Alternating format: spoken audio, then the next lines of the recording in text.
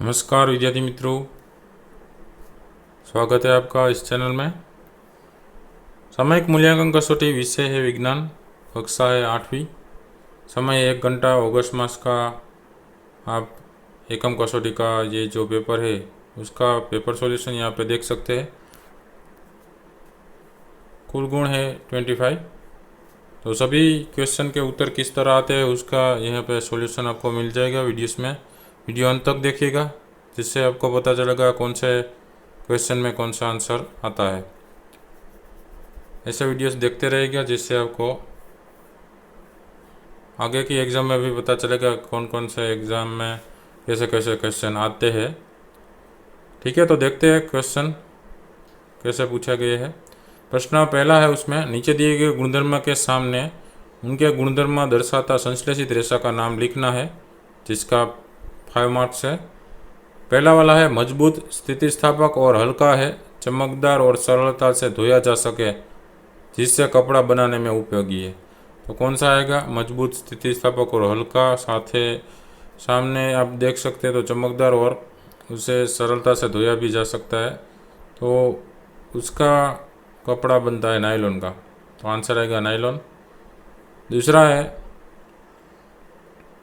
लकड़े के मावे मतलब लूदी के बनाया जा सके और कपास और ऊन के साथ जुड़कर वो चटाई भी बनाई जा सके, तो ऐसा कौन सा रेशा आएगा? उसमें आएगा रेयन। तीसरा वाला है, इस रेशे से बनाए गए कपड़ पर सरलता से सीलन नहीं पड़ती और कड़क रहता है, धोने में सरलता रहती है, जिससे पहनने के कापड़ बनाने के लिए उपयोगी होता है। उसमें कौन सा रेशा आएगा? पॉलिएस्टर।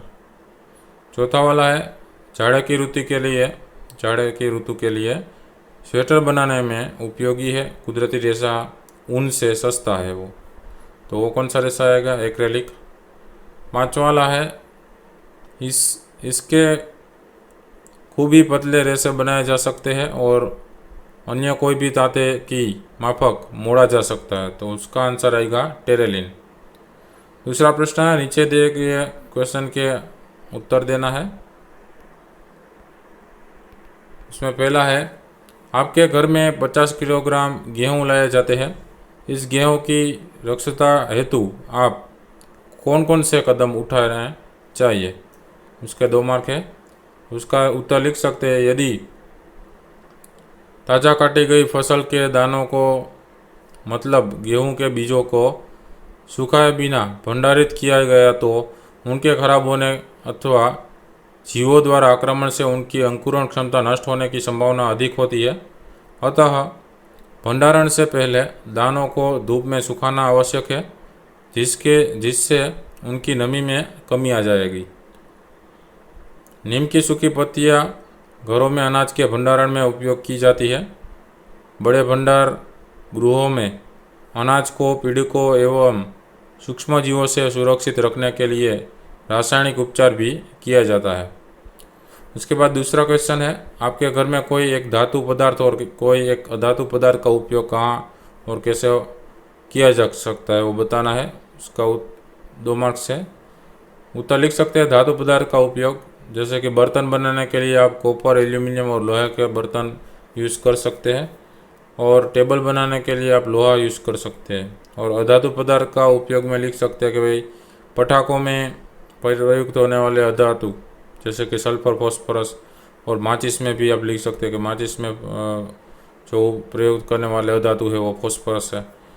और साथ में रसोई बनाने के ईंधन के लिए आप कोयला यूज़ कर सकते हैं, कोयला का इस्तेमाल कर सकते हैं जो कार्बन का स्वरूप है।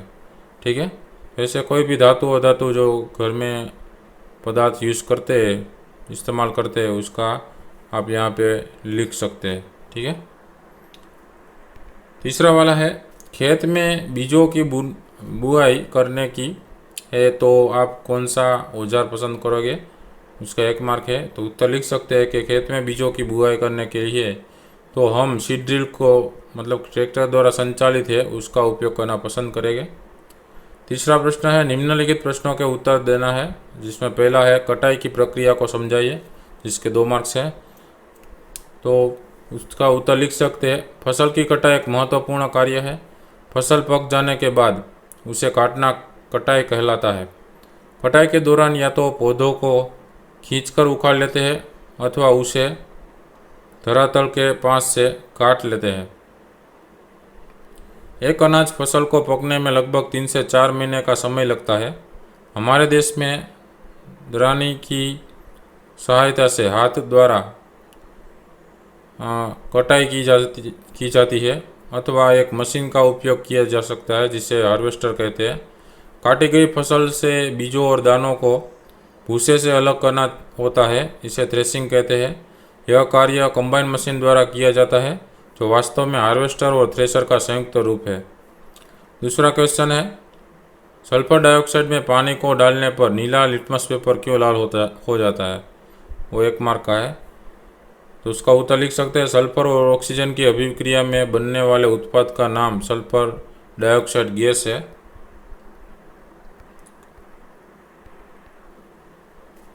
जब सल्फर डाइऑक्साइड को जल में विलय करते हैं तो सल्फ्यूरस अम्ल प्राप्त होता है। अभिक्रिया निम्न प्रकार से दी जा सकती है, जैसे कि सल्फर डाइऑक्साइड SO2 है प्लस जल H2O है, तो उसका आपको संयुक्त संयोजन मिलेगा सल्फ्यूरस अम्ल H2SO3। सल्फ्यूरस अम्ल नीले लिटमस पत्र को लाल कर देता है। सामान्यतः धातुओं के ऑक्साइड अम्लीय प्रकृति के होते हैं जो क्या करते हैं, लिटमस पत्र नीला होता है उसको लाल कर देते हैं। तीसरा वाला प्रश्न है, परख नली में मन सल्फ्यूरिक एसिड लेकर उसमें मैग्नीशियम धातु का छोटा सा टुकड़ा डालकर परख नली के मुंह को जलती मोमबत्ती के पास ले जाने पर क्यों विस्फोट होता है? वो 1 मार्क का है। तो उसका उत्तर लिख सकते हैं, परख नली में मन सल्फ्यूरिक अम्ल लेकर मैग्नीशियम धातु का छोटा सा टुकड़ा डालते ही अभिक्रिया होती है जिससे हाइड्रोजन गैस उत्पन्न होता है। क्यों अभिक्रिया होती है? क्योंकि उसके अंदरूनी जो प्रक्रिया है वो एसिड के साथ होती है, मैग्नीशियम धातु दी इसलिए। तो परख नली के मुंह के पास जलती हुई माचिस ले जाए, माचिस की तीली लेने पर पॉप ध्वनि के साथ हाइड्रोजन गैस सुलगता है, वैसे ही जलती मोमबत्ती के पास भी हाइड्रोजन गैस है वो पॉप ध्वनि से सुलग उठती है और उसे विस्फोट कहलाता है। चौथा प्रश्न है, एक बीकर में कॉपर सल्फेट का विलयन ले उसमें लोहे की कील डालें। कुछ समय बाद आप देखेंगे कि विलयन का रंग बदल जाता है, इसका कारण बताओ। वो 1 मार्क का प्रश्न है। तो उसका उत्तर लिख सकते हैं, एक बीकर में कॉपर सल्फेट का विलयन लेकर उसमें लोहे की कील डालते ही लोहा कॉपर का विस्थापन कर सकता है, उससे आयरन सल्फेट बनता है और कॉपर अलग हो जाता है। जो विलयन बनता है वो आयरन सल्फेट बन जाता है और कॉपर अलग हो जाता है। और कॉपर का विस्थापन लोहे के कारण होने से कॉपर सल्फेट का विलयन नीला रंग से हरा रंग हो जाता है। इस तरह रंग में भी बदलाव देख सकते हैं। ठीक है, उसके बाद आता है प्रश्न नंबर 4, कारण देना है। पहला वाला है, शिशु और बच्चों को टीके मतलब रसी वैक्सीन क्यों लगाई जाती है? उसका 2 मार्क्स है। तो उसका उत्तर लिख सकते हैं, जब रोगकारक सूक्ष्मजीव हमारे शरीर में प्रवेश करते हैं तो उनसे लड़ने के लिए हमारा शरीर प्रतिरक्षी उत्पन्न करता है, एंटीबॉडी उत्पन्न करता है। शरीर को यह भी स्मरण रहता है कि वही सूक्ष्मजीव अगर हमारे शरीर में पुनः प्रवेश करता है तो उससे किसी भी प्रकार से लड़ा जा सकता है। अतः यदि मृत अथवा निष्क्रिय सूक्ष्मजीवों को स्वस्थ व्यक्ति के शरीर में प्रविष्ट कराया जाए तो शरीर की कोशिकाएं उसी के अनुसार लड़ने की प्रतिरक्षी उत्पन्न करके रोगकारक को नष्ट कर देती है। यह प्रतिरक्षी हमारे शरीर में सदा के लिए बनी रहती है तथा रोगकारक सूक्ष्मजीव से हमारी सुरक्षा प्रदान करती है। इस प्रकार टीका मतलब वैक्सीन कार्य करता है। उसके बाद दूसरा प्रश्न है, मलेरिया से बचने के लिए आपके आसपास लंबे समय तक पानी इकट्ठा नहीं होना देना चाहिए। उसके 2 मार्क्स है। तो उसका उत्तर लिख सकते हैं कि सभी मच्छर जल में उत्पन्न होते हैं, हमें पानी को कहीं भी लंबे समय तक इकट्ठा नहीं होने देना चाहिए। कूलर, टायरों एवं फूलदानियों इत्यादि में कहीं भी जल को एकत्र न होने दें। अतः अपने आसपास के स्थानों को स्वच्छ एवं शुष्क रखकर और गड्ढे में मिट्टी डालकर भी मच्छरों को पैदा होने से रोक सकते हैं। उसके बाद तीसरा प्रश्न है, पानी की कमी वाले क्षेत्र में टपक पद्धति वरदान स्वरूप है। वो 1 मार्क का है, तो उसका उत्तर लिख सकते हैं। इस विधि में जब जल है वो बूंद बूंद करके पौधों की जड़ों में गिरता है, अतः इसे ड्रिप तंत्र भी कहते हैं। फलदार पौधों, बगीचों एवं वृक्षों को पानी देने का यह सर्वोत्तम तरीका है।